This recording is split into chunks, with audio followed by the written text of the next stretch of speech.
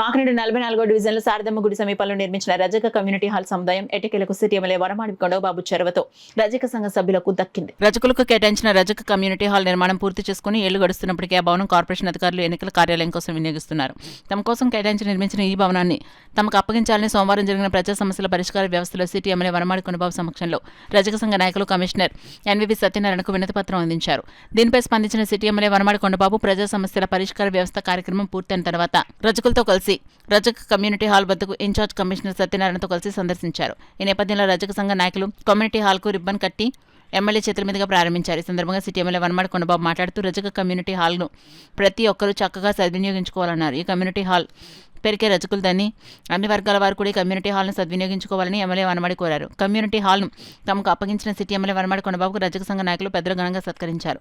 అలాగే పార్టీ నగర అధ్యక్షులు మల్లిపూడి వీరును కూడా సభ్యులు సత్కరించారు. ఈ కార్యక్రమంలో in charge commissioner NVV Satyanarayana, TDP నగర అధ్యక్షులు మల్లిపూడి వీరు, రజక సంఘ నాయకులు బల్లంకి నూకరాజు, పిడుగు వెంకటరమణ, వీరబాబు మల్లి, కోరమంచల సత్యనారాయణ, శీలం అప్పారావు, డివిజన్ టీడీపీ నాయకులు 44వ division in charge Bolloju Umamaheswara, division president Ballanki Rajkumar, senior TDP నాయకులు Ankamareddy Ramanaidu, Kalidindi Suresh, booth in charge Darla Subbarao, general secretary Mulleti Satyababu, organising secretary Putta Satish, market committee director తదితరులు పాల్గొన్నారు.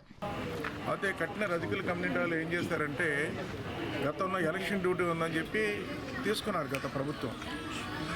ఎలక్షన్ అయిపోయింది, ఎలక్షన్ డ్యూటీ అయిపోయినా సరే ప్రభుత్వం హ్యాండ్ ఓవర్ చేయట్లేదు వీడికి. ఇప్పుడు నేను ఇక్కడ ఆఫీస్కి వచ్చాం, ఇవాళ గ్రీవెన్స్ మీటింగ్కి వచ్చాం. గ్రీవెన్స్లో మాకు వచ్చి చెప్పారు ఈరోజు నా కమిషనర్ గారు, మాకు కమ్యూనిటీ వాళ్ళు మాకు రజకుల కోసం కట్టిన కమ్యూనిటీ వాళ్ళు మాకు చెందట్లేదండి, మా కంట్రోల్లో లేదు, ఎలక్షన్ డ్యూటీ అని తీసుకున్నారు, అప్పటి నుంచి ఇవ్వట్లేదని చెప్పేసి చెప్పారు వాళ్ళు. ఈరోజు నేను వచ్చి చూసాను, కమిషనర్ మేము వచ్చి చూసాం. వాళ్ళకి కట్టింది వాళ్ళకి ఇవ్వాలని చెప్పి ఈరోజు వాళ్ళకే ఈరోజు ప్రారంభించి అప్పు చెప్తామని మీ ద్వారా తెలియజేస్తున్నాను. ఈరోజు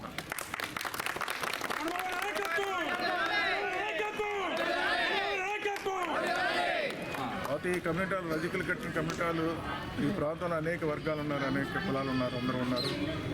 రజకులకే కాదు, ఎవరికి అవసరం ఉంటే వాళ్ళందరూ కూడా వాడుకోవచ్చు అని మీ ద్వారా తెలియజేస్తున్నాను ఈ రోజున. ఎందుకంటే ఈ మాట చెప్తాను, కాకినాడలో నేను శాసనసభ్యులు ఉన్నప్పుడు 99లో ఫిషర్మెన్ కమ్యూనిటీ హాల్ ఒకటి కట్టాం, కాపుల కళ్యాణ మండపం కట్టాం.